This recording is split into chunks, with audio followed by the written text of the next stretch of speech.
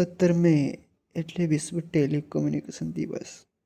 પહેલો ન્યૂઝ એવો છે, સુપ્રીમ કોર્ટે સલામત હાઈવે મુસાફરીને મૂળભૂત અધિકાર ગણાવ્યો અનુચ્છેદ 21 મુજબ.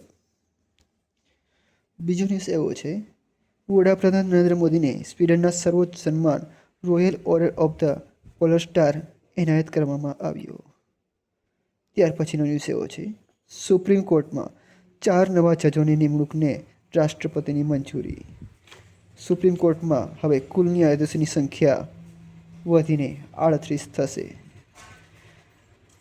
છેલ્લો ન્યૂઝ એવો છે, દક્ષિણ કોરિયાની કંપની અને તમિલનાડુની એનસીટીએન જે વીઓ ચિદમ્બરમ પોર્ટ ઓથોરિટી અને સિપકોટનું સંયુક્ત સાહસ છે અને ભારત સરકારના સાગરમાલા ફાઇનાન્સ કોર્પોરેશન લિમિટેડ વચ્ચે ત્રિપક્ષીય એમઓયુ થયા. ને આ એમઓયુ તમિલનાડુના થુથુકુડી ખાતે દેશના પ્રથમ મેગા ગ્રીનફિલ્ડ શિપયાર્ડના વિકાસ માટે થયા છે. આ હતા આજના કરંટ ન્યૂઝ.